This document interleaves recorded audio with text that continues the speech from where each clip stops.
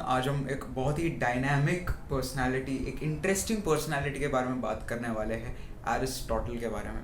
But Aristotle के बारे में बात करने से पहले हमें समझना पड़ेगा कि पॉलीमैथ क्या होता है, हु इज़ अ पॉलीमैथ, और ये पॉलीमैथ करते क्या है। सो पॉलीमैथ एक ऐसा व्यक्ति होता है जिसका वेरियस सब्जेक्ट्स में इंटरेस्ट होता है। ह्यूमंस आर नेचुरल पॉलीमैथ्स, क्योंकि हमारे जो एंसेस्टर्स थे उन्होंने अलग अलग सब्जेक्ट्स में उनका इंटरेस्ट था और उन्होंने उस सब्जेक्ट को बिल्ड भी किया है। They have added more value to that subject. और जैसे अभी हम सब समझ गए हैं, अंडरस्टैंडिंग जो होता है, अंडरस्टैंडिंग एक कॉन्सेप्ट है, लॉजिक एक कॉन्सेप्ट है, बट तब वैसा नहीं था। एंड तब हम एरिस्टोटल के बारे में बात कर रहे हैं। ये जो एरिस्टोटल थे ये ग्रीक फिलोसोफर थे, मेनली ग्रीक पॉलीमैथ थे, बिकॉज इनका इंटरेस्ट अलग अलग सब्जेक्ट्स में था। और ग्रीक में तब क्या था कि स्लेव्स थे, तो वो सब काम करते थे, they would go to wars and stuff. तो ये जो भी रॉयल इसमें होते हैं, रॉयल फैमिलीज़ में होते हैं, इनके पास बहुत ज़्यादा टाइम था सब्जेक्ट्स को स्टडी करने को, सब्जेक्ट्स में वैल्यू ऐड करने को और सब्जेक्ट्स को बिल्ड करने को। Aristotle has been described as the most intelligent person ever lived. Aristotle के उनके लाइफ टाइम में उन्होंने काफ़ी ज़्यादा बुक्स लिखे हैं, उनके पर्सनल इंटरेस्ट्स के बारे में उन्होंने लिखा है, उन्होंने फ़िलासफ़ी के बारे में लिखा है। So without wasting any more time, let's dig deeper into Aristotle's personality. Let's talk about Aristotle's family background. He was born in Stagaria, a Greek colony, in 384 BC. And Aristotle के जो father थे वो एक court doctor थे इन Macedonia से, जो भी Kings और क्वींस थे उनको ट्रीट करते थे। एंड इसलिए जो एरिस्टोटल का मेन इंटरेस्ट था वो बायोलॉजी में था। He was always fascinated by how living things work, and he always said कि थियोरिटिकल नॉलेज होना मेडिसिन के बारे में बहुत ज़्यादा इंपॉर्टेंट है। अभी जो एजुकेशन थी एरिस्टोटल की, he was a bright kid, so he was sent to Athens, and वहाँ पे he joined Plato's academy. He was there for around 20 years. And जो भी डिनर्स होते थे एथेंस में, एंड वहाँ पे वो philosophical ideas, full mind stimulating conversations करते थे।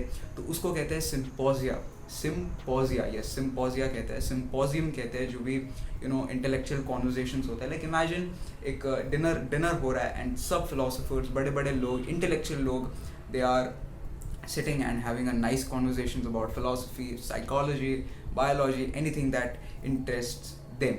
Now, Aristotle stayed for about 20 years in Plato's academy, and he was a pretty senior member there. And when Plato died in 347 BC, Aristotle left the school. And जितना मैंने पढ़ा मुझे समझा कि Aristotle के philosophical ideologies और Plato के philosophical ideologies काफ़ी क्लैश होते रहते थे। एंड कई बार there were many things that they did not agree upon, they had their own differences. And इसीलिए एरिस्टोटल ने आफ्टर प्लाटोज डेथ जो है उनकी जो एकेडमी थी, स्कूल थी, उसे छोड़ दिया। Now let's talk about Aristotle's married life. Aristotle's married life. Aristotle married Pythes, who bore him a daughter, but sadly Pythes died. Aristotle later took another partner called Hercules, देखो कितना अजीब नाम है, but we will not judge, who bore him a son, who gave his name to the Nicomachean Ethics. Nicomachean Ethics is one of the most mind-stimulating books you will ever read.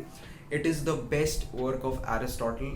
I think उसका काम physics में है, mathematics में है, ethics में है, morals में है, साइकोलॉजी में है, फिलोसफी में है, बहुत ज़्यादा किया उन्होंने उनके लाइफ टाइम में। But the Nicomachean ethics is the best work, ऐसा कहते हैं। एंड एरिस्टोटल का जो वर्क है, it is like reading dry है, लाइक उतना कुछ इंटरेस्टिंग नहीं है। लाइक कॉलेज में जैसे नोट्स होता है वो होता है, वैसा लिखा गया है, but still it is very mind stimulating, बहुत ज़्यादा इंफॉर्मेशन है in the Nicomachean ethics. Now the Philip of Macedon asked Aristotle to act as tutor to his 13-year-old son Alexander. Yes, ladies and gentlemen, Alexander the Great को tuition दी थी Aristotle ने. But it is said कि Aristotle और Alexander में कभी बनी नहीं. And वो जो credit, like the kind of wars that Alexander waged, the kind of victory he gained, उसमें एरिस्टोटल का कुछ हाथ नहीं था. According to Alexander, he was not a very good guru to Alexander the Great, ऐसा मानना है, ऐसा बुक में लिखा गया है.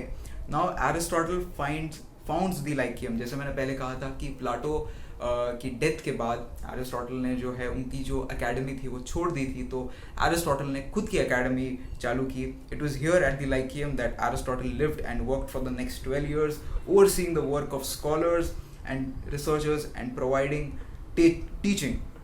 The school had a very wide range of interests but treated to specialize in history and biology. जैसे मैंने आपको कहा कि बायोलॉजी में एरिस्टोटल का बहुत ज़्यादा इंटरेस्ट था.